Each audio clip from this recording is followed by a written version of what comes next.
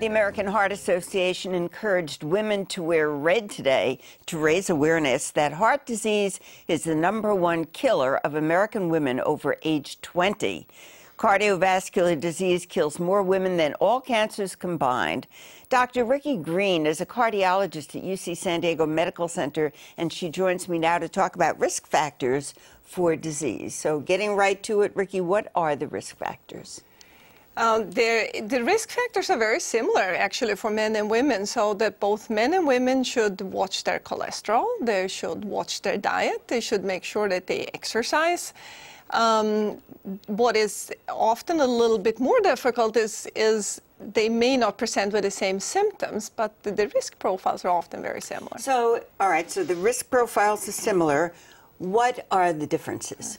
You know, but it's actually, to go back for a second, it's actually important to point out that the risk factors are similar, because that also means that we women should look out for the same thing. So we need to go to our doctor and say, you know, I really would like to know what my cholesterol is. Could you please check that?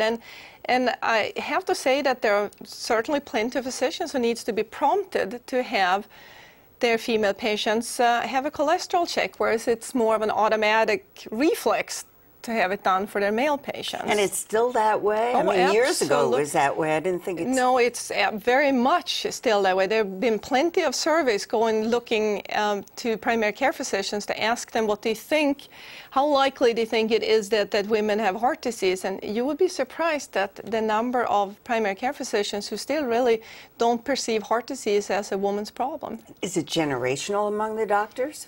Let's hope so. Okay. Well, let's talk about symptoms. Do symptoms of heart disease differ between men and women? So symptoms, they can differ. So take symptoms of a heart attack as an example. You know, traditionally we would describe that as there's an elephant on my chest. And a man might come into the emergency room and just do the classic sign and hold his hand up over his chest, and will immediately be, you know, put on a bed and get his EKG done and said, oh, look at this, we know what's going on. A woman might come in and say, you know, I'm a little chest discomfort, I'm short of breath, and I'm a little nauseated, and describe so many more vague symptoms that it doesn't immediately trigger a workup. So why is it easier, let's say, for doctors to identify symptoms in men? I mean, you know, if you're having breathing problems, isn't that a signal right there? Well, the traditional symptoms are the traditional symptoms, and we tend to kind of go by that, and we go by, well, this is what the textbook describes, and the textbook describes the symptoms that most men complain of. There was an important surgery that took place this morning at Scripps Mercy. It's sort of an educational surgery. We're going to take a look at it. Explain why it's significant.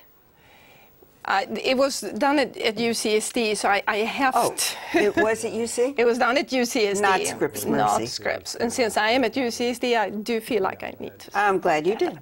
Yeah, go ahead, tell us about it. The procedure was done in the context, the importance of the procedure for me, myself, is that it was done in the context of a symposium that UCSD and myself is hosting for a national group of women cardiologists.